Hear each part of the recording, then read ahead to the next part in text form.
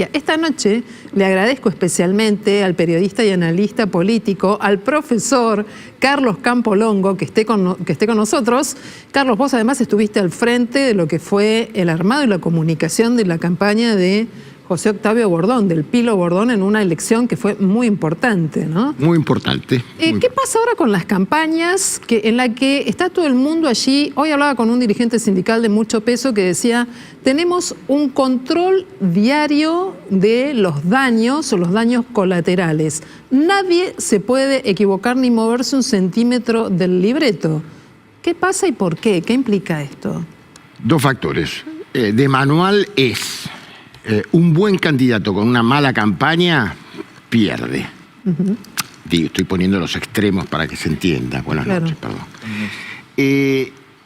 Ahora, un mal candidato con una buena campaña, esto quiere decir sin errores, puede triunfar. Vale decir, valen más los errores en el resultado final que lo afirmativo que pueda tener una campaña. Y esto, fundamentalmente, el segundo factor, además de este que menciono, vos lo nombraste a Antoni. Antoni escribe bastante. Él, y esta es una de las cuestiones claves que funciona hoy por hoy en las campañas, es un especialista en emocionalidad en la campaña política. Vale decir que su línea de trabajo es apelar, hoy por hoy, llamaríamos más que a la racionalidad, al corazón. Carlos, no es estrictamente así, hay matices, pero bueno. ¿Acaso el voto no se termina de decidir desde el punto de vista emotivo más que el de la razón? Bueno, es toda una discusión, porque tendríamos que definir, bueno, qué entendemos por emotividad. Obviamente, la racionalidad y la emotividad en el ser humano tienen síntesis. Lo que pasa es que a veces, según los momentos de aciagos, de nerviosismo como los que estamos viviendo, de incertidumbre en diversos aspectos, hace que lo emocional probablemente para ciertos grupos de electores funcione con mayor eficiencia que Carlos, con otros. Cuando vos hablas de errores, uno se imagina un Milei con exabruptos en la pantalla de televisión, pero la falta de nafta y de combustible, ¿no es también un error de campaña que le explotó a Massa después de la primera vuelta y que no se veía esta falta de combustible hace décadas, por lo menos en la Ciudad de Buenos Aires? Sí, evidentemente uno puede interpretar que siempre la conformación del candidato tiene diversos factores, pero siempre según los públicos, según el clima que se está viviendo. Probablemente afectó, pero no creo que hoy por hoy, como están planteadas las cosas, afecte en profundidad. Inclusive puede uno interpretar, no solamente del lado de Massa, sino del lado de Milei, que lo que ocurrió el otro día en un canal colega, donde se puso fuera de sí, dijo, a ver si hacen silencio. Bueno, todas esas cosas y se registran, te denotan una personalidad. Cierro el concepto que me interesa. Lamentablemente en nuestro país, 40 años de democracia acabamos de cumplir, yo te diría que priva la cuestión de el miedo y el menos malo. Vale decir, no es que haces una opción por algo convencido, sino que haces una opción por el que te parece que en estas circunstancias, y más cuando vas a balotaje, que se vota en ese sentido fuertemente, se da esta situación, ¿no? Eso te iba a preguntar, especialmente en este escenario de balotaje, en esta elección que es tan pero tan particular. No voto lo que me gusta, sino que voto lo que no quiero para el país durante los próximos 4 años. ¿Es una de las opciones? Es una de las opciones. No voto lo que quiero, voto lo que no quiero que llegue. Es una de las opciones, claramente, porque, a ver, ¿quo vadis Argentina? Uno tendría que preguntarse hoy, ¿no? Porque la gente, nosotros, yo inclusive, tenemos confusión, tenemos experiencias pasadas que pensamos que pueden volver y tenemos una mediocridad conceptual muy, muy grande en la campaña electoral. Vale decir, yo ayer presenté justamente un libro que se llama Ahora Alfonsín, porque yo había sido vocero de Luder en 1983, Y bueno, y se planteaba, yo te diría que terminó esa etapa de un tipo de liderazgo como pudo ser el de Raúl Alfonsín en la campaña del 83, contrastada con la de Luder, siempre todavía se sigue discutiendo esa campaña, pero el problema para mí es la ausencia de ideas políticas, ¿me entendés? Entonces, actúan más los consultores, Claro. en general tienen buenas remuneraciones, y bueno, y alcanzan papers, y muchas veces un candidato repite esos papers sin comprender bien de qué se trata. Te pongo un A ver, pequeño ejemplo de hoy, Por y después puedo poner... dale.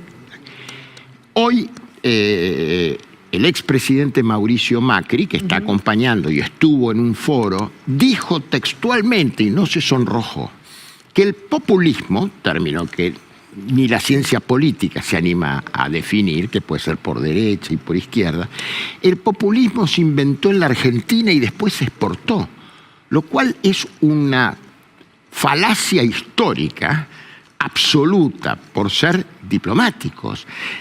Hubo en la revolución bolchevique justamente populismo, Claro. peleado con los marxistas. Eso por izquierda, podemos decir.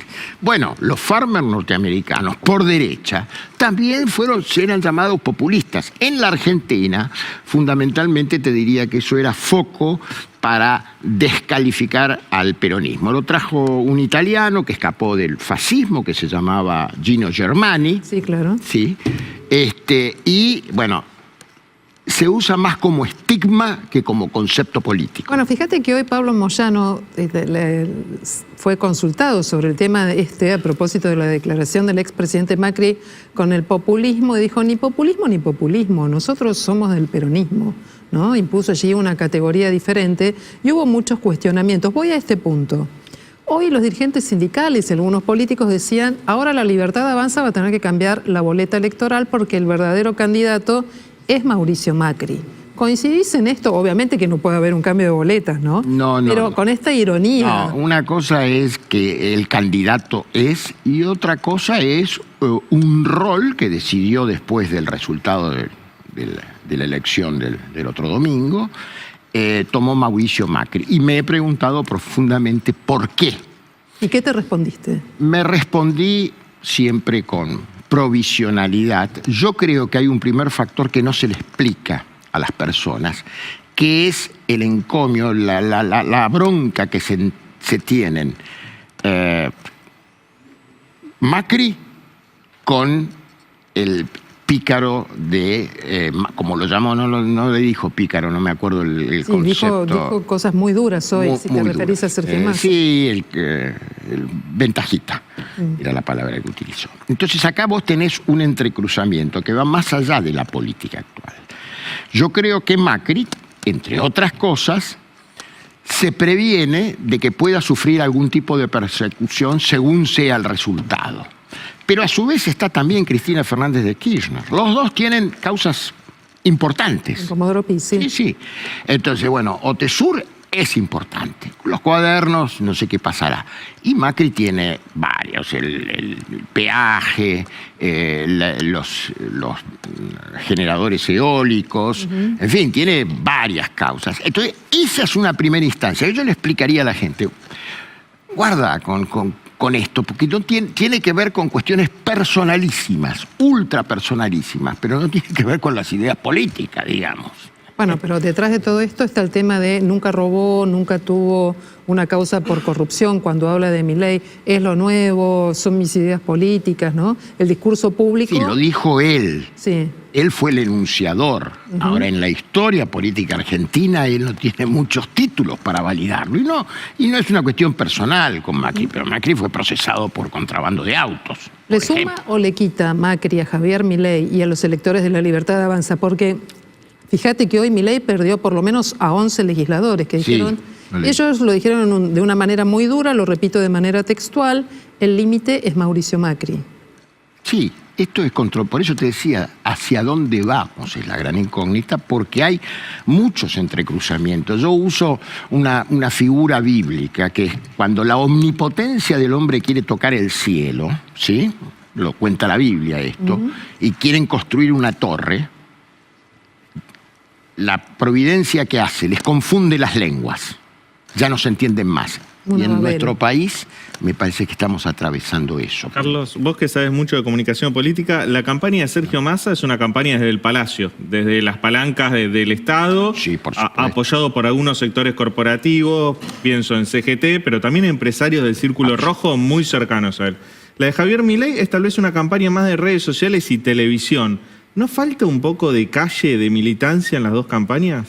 Sí, sí, absolutamente. Lo que pasa es que también ahí los poderes fácticos juegan fuertemente. Yo hasta hace una semana tenía la presunción, porque a esos lugares a veces es muy difícil acceder para la información, de que el llamado Círculo Rojo o llamarlo establishment, no tenía homogeneidad en cuanto a cómo se dirimía esto. Hoy te diría que hay un poco más de homogeneidad. Entonces, lo que vos decís es cierto. Además, creo que si bien estamos en la posmodernidad, hay ciertas cosas que no suplantan al contacto cara a cara. Sería toda una discusión sobre las nuevas tecnologías, que tienen su lado luminoso y tienen su lado cloacal, digamos, ¿no es cierto? Entonces, esto ayuda a veces a confundir más, porque si ustedes tuviesen la práctica, por ejemplo, de que me hacen una pregunta y prácticamente no, la tengo que contestar en 240 caracteres, y es muy difícil explicar un argumento político en este sentido, ¿no? Bien. Y en este sentido, estaba pensando en quién va a liderar la Argentina, quién va a conducir y gobernar al país, que es la gran pregunta, quién gana la elección, ¿verdad? Pero también, ¿quién va a emerger como nuevo líder, como nuevas figuras de la oposición? ¿Qué va a pasar con el radicalismo, no? Que es un partido que está allí tallando entre estos dos nuevos armados. Es excelente tu pregunta y me encantaría podértela contestar con cierta seguridad, que no la tengo. No la tengo. Tan incierto el territorio. Es incierto, además, hay una ausencia o vacaciones de lo que se llama normalmente un liderazgo muy, muy fuerte. No te digo estadista, porque estadistas no tenemos. No, liderazgos, dirigentes. Entonces hay unos giros, unos saltos y unas inconsistencias en que en realidad se habla, pero un lenguaje vacío, no se explica. Tomemos el tema dolarización. Al día de hoy todavía no sabemos cuál sería la metodología. La recuperación del país puso fechas. Milei, 10 años, 15 años, 20 años. No sé cuánto tiempo se piensa quedar Milei en caso de que triunfe. Pero yo lo que veo es básicamente, conceptualmente, una ausencia absoluta, yo te diría, de un modelo de país en estas circunstancias, que no se soluciona solamente con prestarle atención a la macroeconomía, que es absolutamente necesaria ordenarla. Pero nuestro país está muy desordenado en un montón de aspectos. ¿Cómo no se habla de la educación del siglo XXI?